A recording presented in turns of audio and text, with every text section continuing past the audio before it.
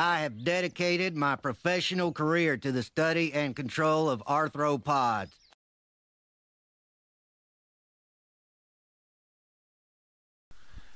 Hello again. This is my second and I think my last video of the day. I am going to go play disc. We have an absolutely beautiful, beautiful sunny day out today, and I want to get outside. So I may have noticed behind me here that some of my fossils are missing. Um, well, the reason is I found out that Australopithecus afarensis is just a monkey, and Homo erectus, one of the discoverers of the species actually admitted that it was just a giant gibbon right before he died. So I was forced to take him down. And unfortunately, with those two key pieces of evidence gone, the theory of evolution only has, billions of other pieces of fucking evidence left to support it. No, I'm sorry. Um, they're actually still at the school after my fossil show. I was asked to do another fossil show. Mentioned before I had them laid out last week. I took them to school at the grade school here in town, and I did a fossil show in one of the classes. That was a huge success. I then was asked to go into another classroom and do the presentation, and now this week I'm doing two more presentations of it in other classrooms. So it's kind of nice. But I want to talk about my presentation, my first one, the main one I did, because it was pretty cool. What I did, and the teacher asked me to do it this way, as she had me lay out the fossils in the classroom, and the students, they were fourth graders, had to go around with their notebooks, their science notebooks, and look at each of the fossils, sketch them, describe them, and speculate about how old they thought they might be and what they might be from. Okay? And I think they went around, and I was told not to answer any questions about them, not to talk about them, just sort of watch as the students did this for an hour.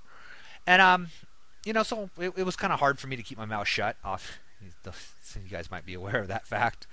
And I just watched the students. They got to handle them. They're all, they're sort of kid friendly. They could pick them up and look at them and rotate them around. And they sketched and they had questions to ask me later about them. They wrote down what they thought they might be from and these kinds of things. And then on Thursday, I came back into the same classroom, and I had a PowerPoint presentation where I showed a picture of the fossil and then a picture of the animal reconstruction or whatever of what it was from, and each one I had a little talk about how old it was, what the main formations are found in, what if they're anything they're related to today, these kinds of things, and little anecdotes about them, if they're fossils I found, how I found them, or where I found them, that sort of thing, or what their evolutionary significance was. And the kids just ate this up. It was the questions and answer, the Q&A section on this whole thing, went on for 25 minutes. They actually cut into their recess time to keep asking questions. It was really, really cool. Their interest level was pretty awesome. However, I had to point this out. There was one little girl sitting in front, and I saw during my lecture she had a piece of paper in front of her, and I'm not nosy, but I can't help but look at, when people are reading something or looking at something while I'm talking. And I looked at a piece of paper, and it had a handwritten on the piece of paper. It said, "Ask him," and then it had, a question on it, and it was clearly an adult's writing. And so after, towards the end of the Q&A, kids were winding down, and the teacher was telling them it was time to get ready for recess. This girl raised her hand, and I called on her because I was, really curious to find out, because I didn't read what she had. I just saw "ask him." And she picked up the paper, and she said, "If evolution is true, and humans supposedly came from apes, why are there still apes?" And she sat there like with this little smug look on her face. And immediately it's like, oh man, I thought I was kind of, well, I don't know what I was hoping for. I sort of expected more than that old. So I thought, okay, and so I just kind of did a quick thought here, and asked her if I could ask you, can I ask you a question? And she said yes, and I said, um, do are most Americans descended from Europeans? And she said, yeah, most white people are. And I said, yeah. So most Americans are descended. So you say Americans are descended from Europeans. We came from Europeans. And she said, yes. So, and I said, are there still Europeans? And I didn't invent this argument. It's an old argument. And she said, yeah, but they're, well, yeah, they're. And she goes, but that's because not all Europeans came over to America. Only some came to America. And she said, oh, so all apes didn't evolve into people. Oh. And I was like, I saw this a little bit of deflated, and she totally made the argument. I didn't even have to explain it. She got it. And I'm hoping that, she'll take it, for what it's worth and utilize it. But it was kind of nice. But it was just funny. I was thinking, like the mental image that came to mind, was like, me, attacking a little child and just, and I didn't do that obviously, but it was just funny. So I was talking to my wife about it, and sorry, this is funny even though it's kind of gross. I was talking to my wife about it. Hold on. Sorry, I had a phone call there. Kind of an important one. Anyway, so what was I talking about? She had I was telling my wife about the little girl who was going to stump me with the evolution question, obviously, that was written by an adult. And so I thought, I had this funny image in my mind.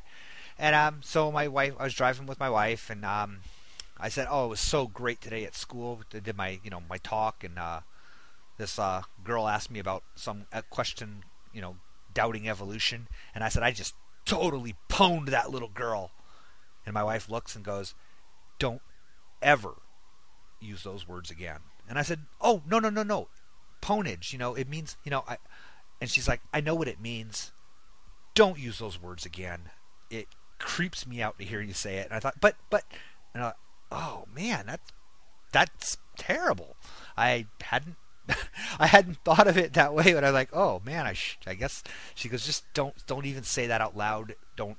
And I was like, oh man, oh, that's awful. And because the fact of the matter is, I was even joking about it because I was completely polite, and I was not in the slightest bit. There was no pwnage of any kind. It was just, I just pointed out that she was wrong. But I think one of the thing that came up about it in my mind is that I don't like people using children. Okay, I don't like the idea of someone using a child, and it was obvious from the handwriting on the paper she had.